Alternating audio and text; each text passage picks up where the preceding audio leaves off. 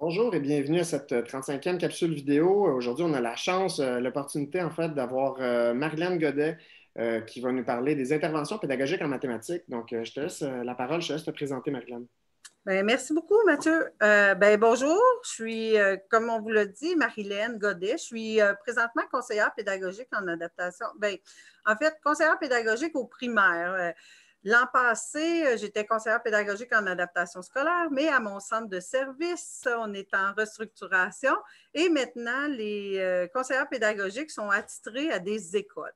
Par contre, avant ça, j'ai été aussi 14 ans orthopédagogue dans une école primaire où j'intervenais en français, mathématiques, du préscolaire jusqu'à 6e année. Donc, puis aujourd'hui, je viens vous présenter un peu qu'est-ce qu'on peut faire en mathématiques en orthopédagogie, puis vous partager un peu mon grand intérêt pour les mathématiques. Donc, si vous êtes partante, on commence. Donc, l'objectif des différentes capsules qu'on va voir, ça va être de démystifier les interventions orthopédagogiques, de faire un survol des difficultés et des leviers d'enseignement et d'apprentissage en mathématiques. On va identifier la place de la probabilité et de la statistique dans l'intervention orthopédagogique, puis dans les mathématiques en général. Puis, je vais vous proposer des interventions orthopédagogiques qui est possible de faire en mathématiques, mais pas seulement dans le domaine des probabilités et statistiques. Donc, c'est notre menu. Dans la première capsule, je vais surtout vous parler des 2 premiers objectifs, puis ensuite, chacun des autres objectifs fera l'état un peu d'une capsule. Sans plus tarder, je vais commencer avec ça parce que, comme je vous l'ai dit, je suis orthopédagogue. Donc, qu'est-ce qu'une orthopédagogue? Comme vous le voyez dans la définition de l'Association des orthopédagogues du Québec, on parle d'une pédagogue spécialisée qui va évaluer, puis qui va aussi intervenir auprès des élèves, tant en lecture, en écriture qu'en mathématiques. Donc, on ne peut pas choisir d'intervenir juste en lecture ou en écriture, à moins qu'il y ait plusieurs orthopédagogues dans une école, puis qu'on a séparé la tâche comme ça. Donc, on est tenu d'intervenir dans les principales matières. Puis, on va appuyer notre pratique, dans le fond, sur les recherches en orthodidactique, en didactique, en pédagogie, puis plus souvent, dernièrement, en neurosciences aussi. Je veux juste aussi vous préciser que comme orthopédagogue, vous allez être souvent sollicité, pas sollicité, mais dans le cadre de votre emploi, vous pourriez être appelé à agir comme orthopédagogue professionnel ou comme orthopédagogue enseignante, là, dépendamment des centres de service où vous êtes. La distinction entre les deux, c'est qu'une orthopédagogue professionnelle, elle travaille comme professionnelle du centre de service. Donc, j'allais dire, ces interventions vont se faire dans une école auprès des différents élèves, mais son statut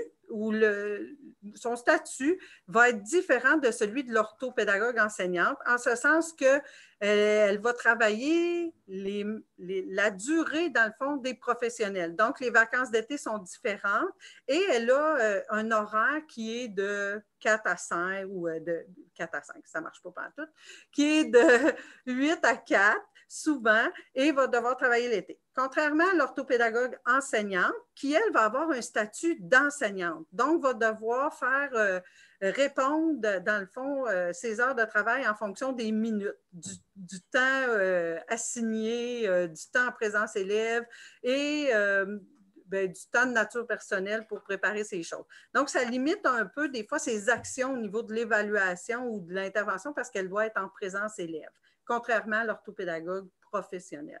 Donc, c'est la petite distinction. Au niveau du salaire, je vous dirais que c'est pas mal la même chose. Des fois, les tâches vont être un peu différentes. Donc, sachez-le quand vous allez appliquer dans vos centres de service ou travailler, à savoir quel statut vous allez avoir, soit professionnel ou enseignante. Donc, il va y avoir une différence, dans le fond, sur vos congés estivaux. C'est un peu là. C'est pas l'orthopédagogue qui choisit, dans le fond. En appliquant sur le poste est soit un, soit l'autre. Oui, définitivement. Puis, il y a des centres de service qui vont d'emblée, comme au centre de service où je travaille, donc au Cœur des Vallées. Chez nous, tous les orthopédagogues du primaire sont des orthopédagogues enseignantes. Et au secondaire, d'emblée, ce sont des orthopédagogues professionnels.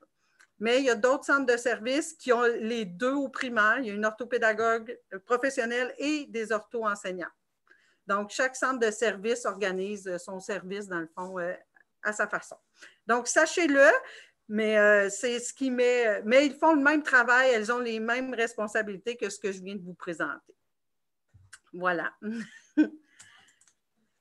Dans ce même sens-là, je suis allée tirer, dans le fond, je pense que c'est le centre de service Marguerite Bourgeois, qui a un cadre de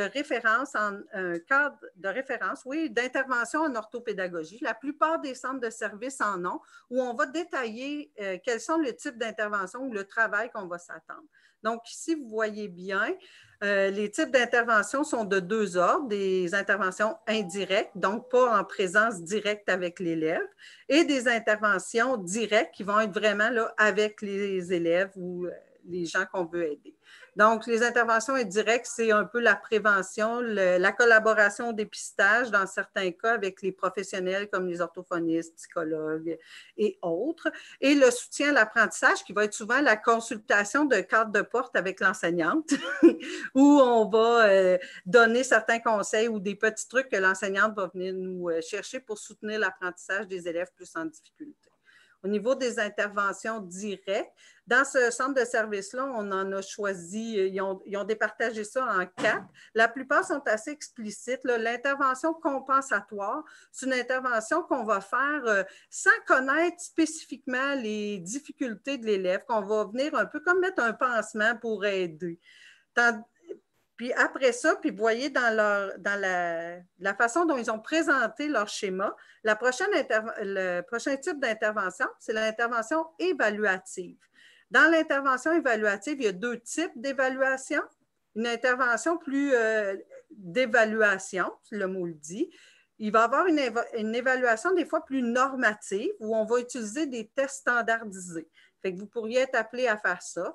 Ces tests standardisés-là, c'est qu'on va comparer les élèves à d'autres élèves de leur âge et c'est des tests qui ont une procédure et qu'on ne doit pas déroger de cette procédure-là. Souvent, des tests qui ne nous donnent pas tant d'informations spécifiques pour aller intervenir.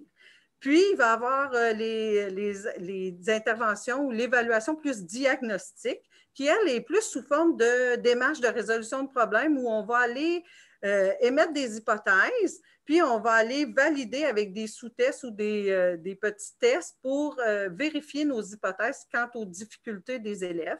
Puis à ce moment-là, on va arriver avec dans le fond, plus de précision sur les interventions qu'on va vouloir faire auprès des élèves. Une fois que cette évaluation-là est faite, là, on pourra aller faire les deux autres types d'interventions, soit l'intervention rééducative ou l'intervention de rémédiation. L'intervention rééducative, on est vraiment dans ce qu'on appelle la rééducation, revenir avec les élèves de façon précise sur des thèmes ou des difficultés où on va régulièrement refaire le même exercice jusqu'à temps que l'élève le comprenne mieux.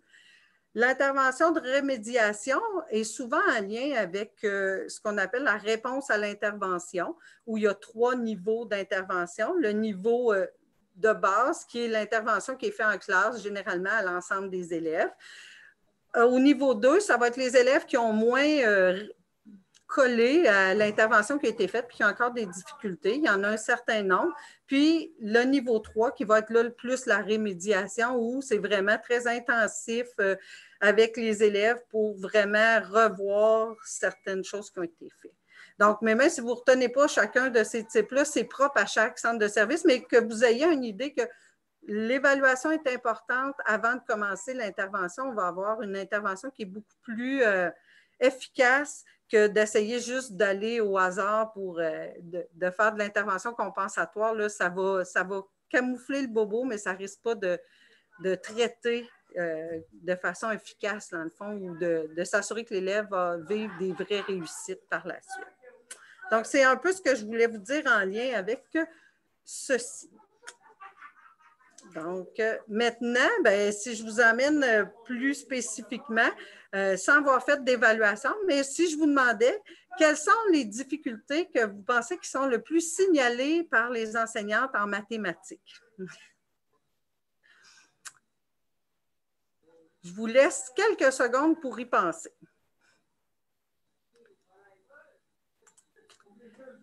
Alors, je vous présente, en fait, j'ai regroupé plusieurs mots de ce que vous allez entendre dans vos milieux.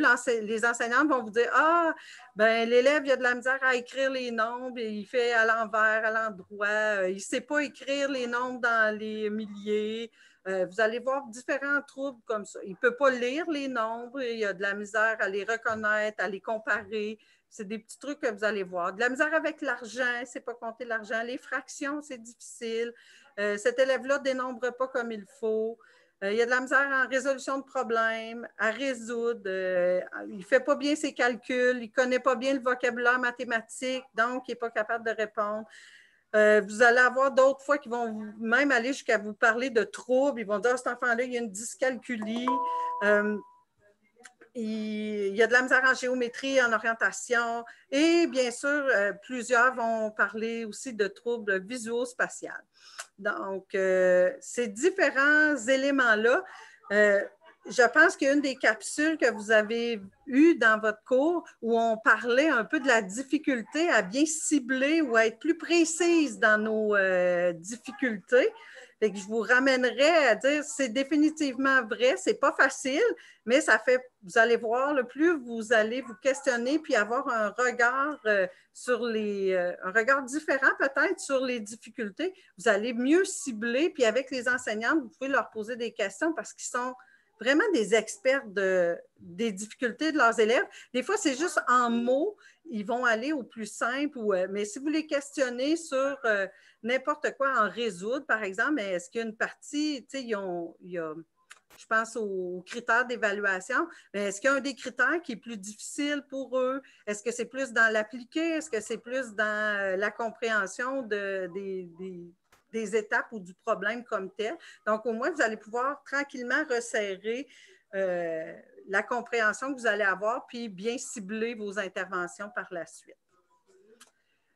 Au-delà de ces difficultés-là que vous allez entendre et qui vont ressortir ou que vous-même peut-être vous utilisez pour décrire les difficultés en mathématiques, quand on va plus dans l'aspect didactique, il y a d'autres types d'erreurs qu'on va retrouver en mathématiques, puis en mathématiques principalement. Je vous nomme ceux-ci. Il y a les difficultés d'enseignement. Entre autres, je ne veux pas en parler énormément, mais souvent, les enseignants sont moins à l'aise à enseigner les mathématiques, surtout au primaire.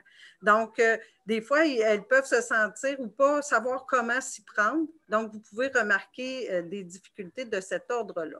Il y a bien sûr, vous n'avez peut-être déjà entendu parler du contrat didactique. Je vais y revenir dans une petite, dans la prochaine diapo. Vous avez sûrement entendu parler d'anxiété des mathématiques ou la phobie des maths.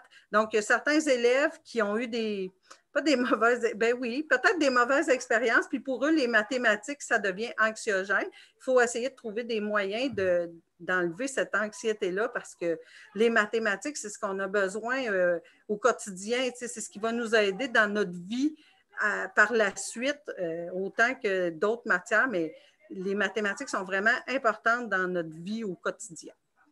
Puis, il y a les obstacles plus, moi je disais qu'on voyait plus dans les cours de didactique, là, les obstacles épistémologiques, ontogéniques et didactiques.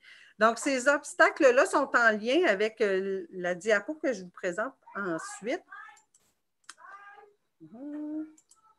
Ah, voilà.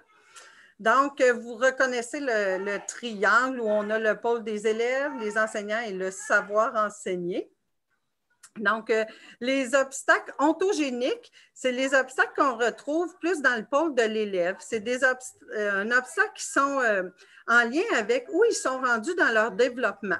Par exemple, une des tâches qui est souvent faite où on voit les obstacles ontogéniques, c'est les tâches de Piaget, entre autres, là, ou de conservation de l'espace, où on va aligner, admettons, 10 pièces à distance égale et on va aligner une deuxième rangée de 10 pièces où on va les espacer de façon beaucoup plus grande et on va demander à l'élève lequel en a le plus.